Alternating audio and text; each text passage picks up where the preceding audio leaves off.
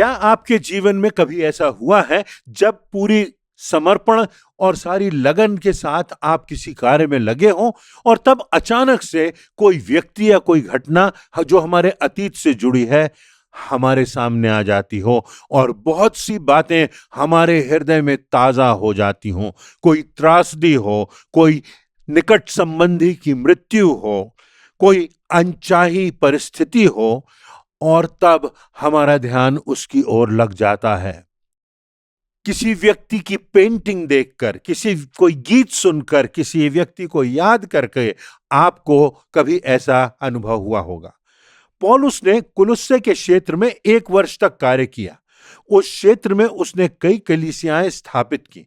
हम पाते हैं कि पौलुस की सेवकाई बहुत गतिशील थी। कुलुस्से में कार्य करने के बाद वह अन्य स्थानों पर चला गया। कुलुस्से से जाने के 5 वर्ष बाद जब वह रोम की कैद में था, उस समय एपफ्रस उससे मिलने आया जो कुलुस्से के क्षेत्र में एक प्रचारक था। उसने पौलुस को बताया कि किस प्रकार वहां की कलीसियाएं बढ़ रही हैं, प्रगति कर रही हैं, परंतु साथ ही उसने यह भी बताया कि किस तरह से वो कलीसियाएं गलत शिक्षाओं में, गलत सिद्धांतों की ओर आगे बढ़ रही हैं। और तब पौलुस के जीवन में मानो सब कुछ याद आ गया। उसको सब वो बातें सामने आ गईं जो उसने उस समय अनुभव की थी जब वह कुलुस्से में था। और तब वह उद्धार के विषय में, मसीह की रहन सहन के विषय में, मसीह जीवन के बारे में कुलुस्सियों को पत्र लिखता है और अपने पत्र में वो उन सब बातों के साथ साथ मसीहियों को प्रोत्साहित करने की कोशिश करता है, कलीसिया को मार्गदर्शन देने के लिए प्रोत्साहन देता है। और उसका उद्देश्य है कि हम में से हर एक, हमारी कलीसिया, हमारी मिनिस्ट्री, हमारा जीवन, हमारा परिवार मसीह में आगे बढ़ सके। इसलिए वो अपने पहले पत्र के पहले अध्याय में लिखता है, इसी कारण जिस दिन से हमने तुम्हारे विषय में सुना है, हमने तुम्हारे लिए प्रार्थना करना नहीं छोड़ा कि तुम समस्त आत्मिक ज्ञान और समझ सहित परमेश्वर की इच्छा की परिपूर्णता में बढ़ते जाओ। इस एक पद में ही पौलुस प्रत्येक मसीही के जीवन के लिए 3 बातों पर जोर देता है जो हमारी प्राथमिकताओं से जुड़ी हैं। आज हम इन 3 बातों पर ध्यान देंगे और देखेंगे कि क्या हम आगे बढ़ रहे हैं, क्या हमारे जीवन में, हमारे आत्मिक जीवन में कोई बढ़त है, क्या हम प्रभु यीशु मसीह की निकटता में आगे बढ़ रहे हैं। इस संबंध में पहली बात जो पौलुस लिखता है, एक दूसरे के लिए प्रार्थना करना, निरंतर प्रार्थना करना, हर समय हर परिस्थिति में प्रार्थना करना। पौलुस पहले भाग में लिखता है, जिस दिन से हमने इसके विषय में सुना है, तुम्हारे लिए प्रार्थना करना और तुम्हारे लिए विनती करना हमने नहीं छोड़ा। मसीह जीवन में निरंतर प्रार्थना करना एक प्रमुख पहलू है। हम दुखी बीमारों के लिए तो प्रार्थना करते हैं, निर्बलों और लाचारों के लिए प्रार्थना करते हैं, परंतु हमें उससे बाहर भी देखना है, कलीसिया की जिम्मेदारी को देखना है। हमको अपने जीवन की बढ़त के लिए, हमारे संदर्भ में जो विश्वासी हमारे संबंधों में आते हैं, जिस संदर्भ में हम कार्य करते हैं, उनके लिए, एक दूसरे के लिए, एक दूसरे के साथ मिलकर भी प्रार्थना करना आवश्यक है। हमारे परिवार में एक दूसरे के साथ मिलकर के प्रार्थना करना, पति पत्नी को साथ में मिलकर के प्रार्थना करना, परिवार को प्रार्थना करना। यदि मैं आपसे पूछूं कि पिछली बार कब आपने अपनी पत्नी के साथ या अपने परिवार के साथ प्रार्थना की थी, तो आप क्या कहेंगे? थिस्सलुनीकियों की पहली पत्री के 5वें अध्याय की 17वीं आयत में पौलुस लिखता है, निरंतर प्रार्थना में लगे रहो। प्रार्थना के लिए कोई एक निर्धारित समय नहीं रहता, बल्कि लगातार और सदैव हमें प्रार्थना करते रहना है। जब हम अपने जीवन में परमेश्वर के संबंध में हर एक बात के लिए प्रार्थना करेंगे, अब प्रश्न उठता है कि हम अपने जीवन में लगातार कैसे प्रार्थना करें। रोज सुबह उठकर बीती रात की सुरक्षा के लिए परमेश्वर को धन्यवाद दें, शाम को परमेश्वर के सारे दिन के लिए परमेश्वर को धन्यवाद दें।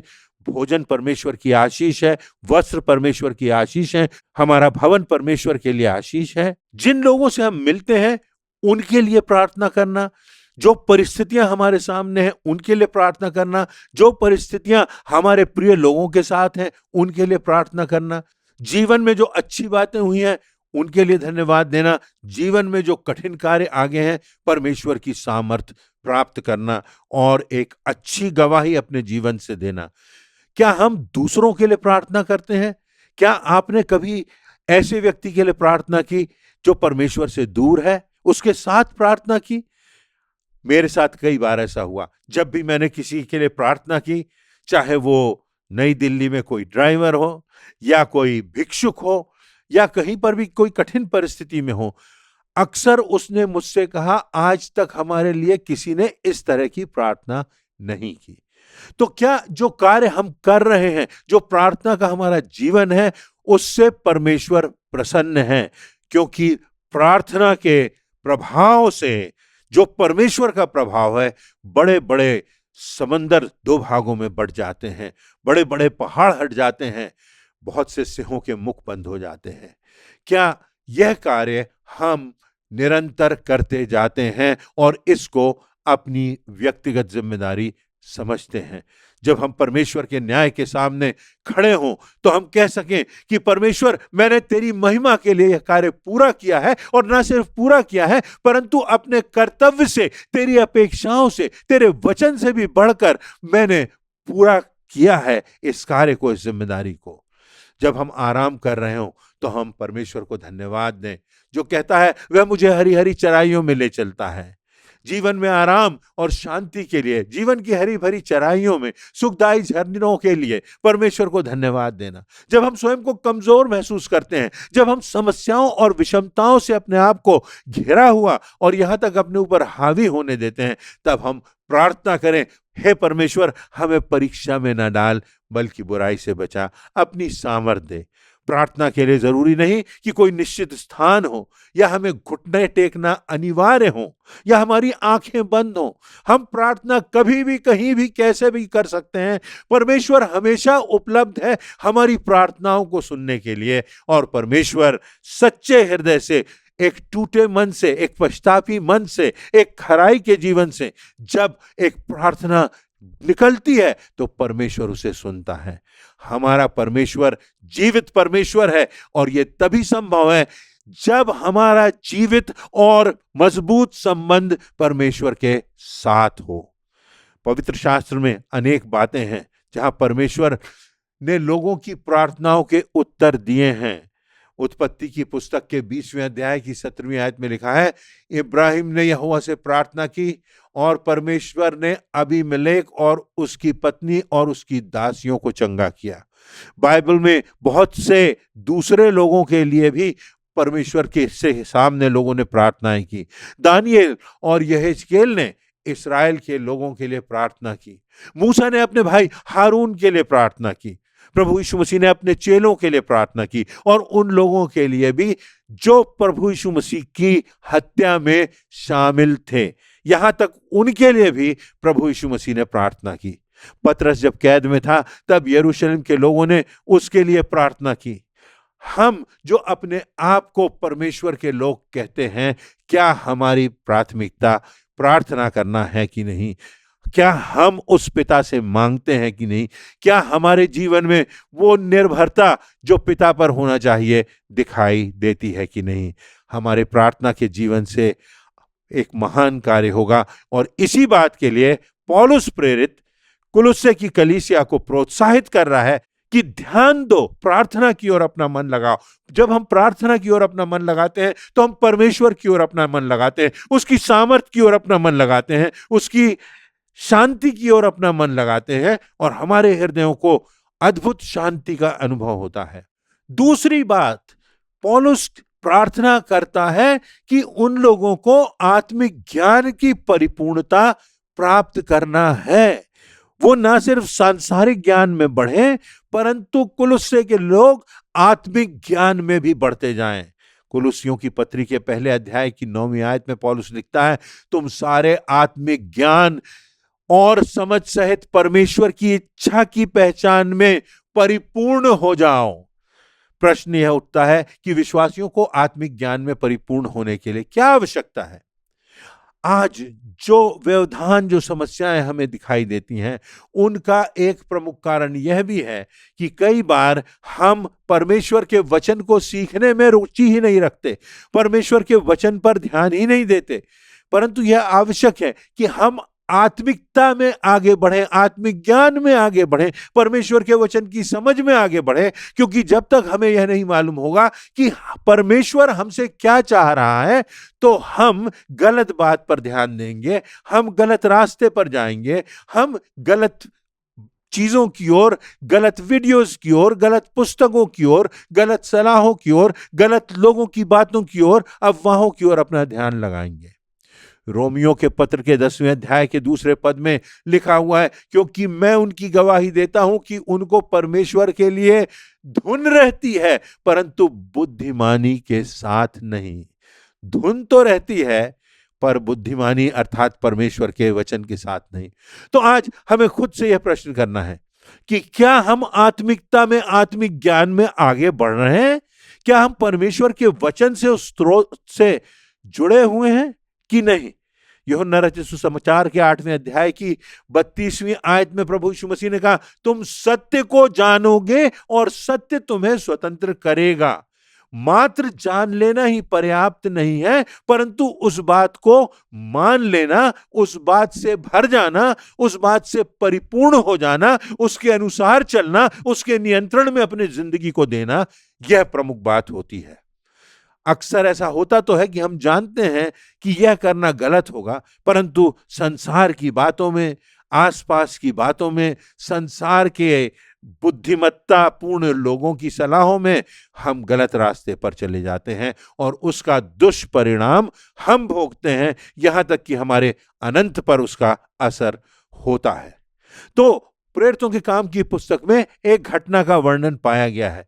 जब आरंभिक कलीसिया में यह बात आई, कलीसिया के कंगालों में और विधवाओं की सेवा करने के लिए, उनकी सुधि लेने के लिए और भोजन वितरण के कार्य को देखने के लिए कोई 7 लोग चुन लिए जाएं, तो उन 7 लोगों में से एक स्तेफनुस भी था। प्रेरितों के काम नामक पुस्तक के 6वें अध्याय की 5वीं आयत में स्तेफनुस के विषय में लिखा है, स्तेफनुस नाम का एक पुरुष जो विश्वास और पवित्र आत्मा में परिपूर्ण था। स्तेफनुस यरूशलेम की कलीसिया का एक प्रमुख सेवक था, एक प्रमुख स्तंभ था, जोशीला अगुआ था। जब लोगों ने मसीहों का विरोध किया तो उसका सामना स्तेफनुस ने किया। प्रेरितों के काम के 7वें अध्याय में इस बात का वर्णन है, जब स्तेफनुस ने अपनी मृत्यु से पूर्व परमेश्वर की गवाही दी और फिर वचन में पाया जाता है कि लोग उसकी बातों को सुनकर क्रोधित हो गए और उस पर पथरवाह करने लगे। उसकी मृत्यु के समय पौलुस भी वहां उपस्थित था, जो शाऊल के नाम से जाना जाता था, और वह स्तेफनुस के वध में सहमत था। परंतु जब बाद में पौलुस का हृदय कायल हुआ, तो स्तेफनुस की मृत्यु की गवाही ने उसके जीवन में एक प्रमुख भूमिका निभाई।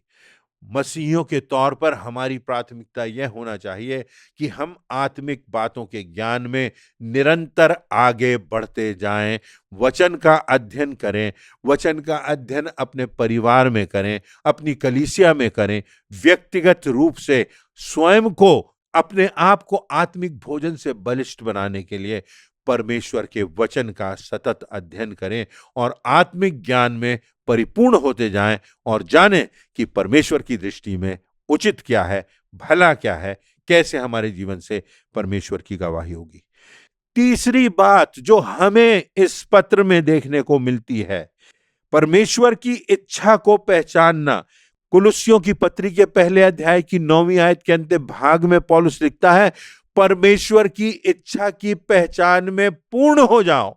प्रभु यीशु मसीह ने सदैव परमेश्वर की इच्छा को पूरा किया।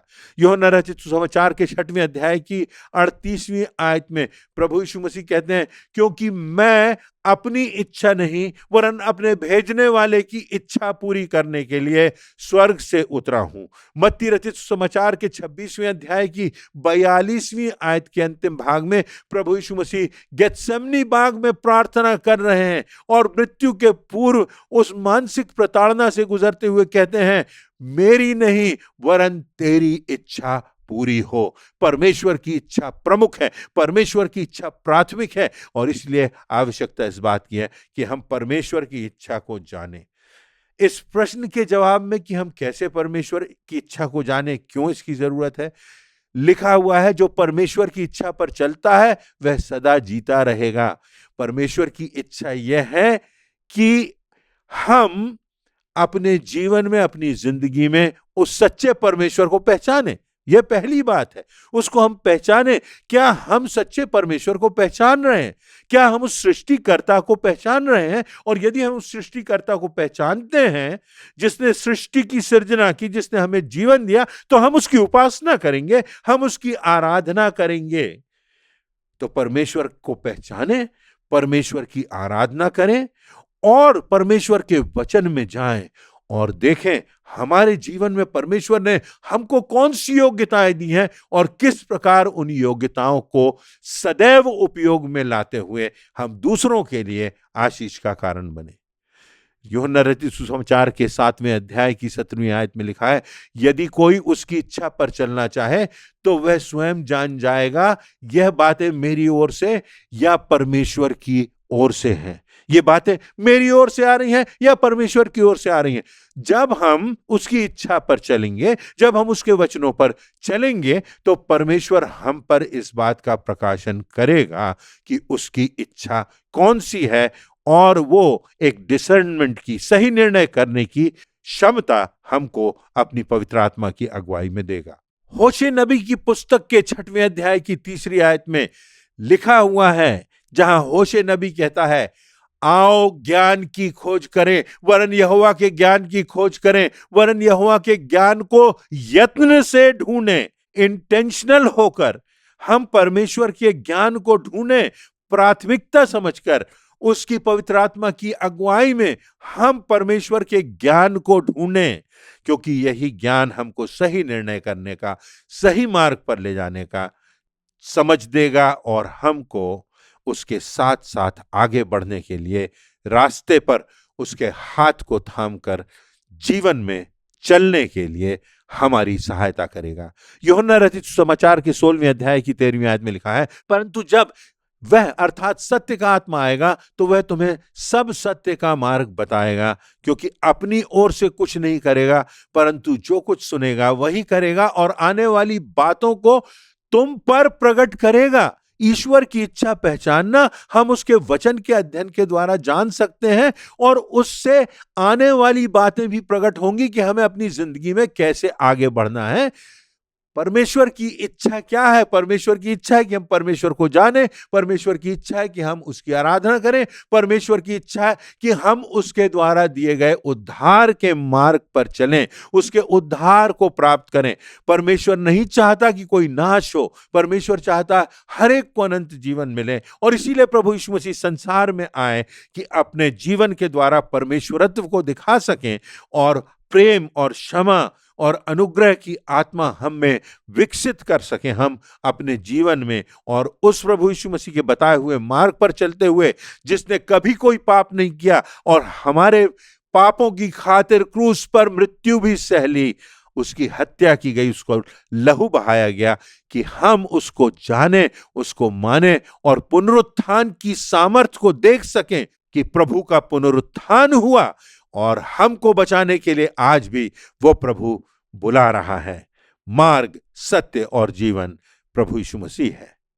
लिखा हुआ है, यदि हम इफिसियों की पत्र उसके 5वें अध्याय की 1 और 18वीं आयत में देखें, तो इस कारण लिखा हुआ है, निर्बुद्धि ना हो, परंतु यह जान लो कि परमेश्वर की इच्छा क्या है।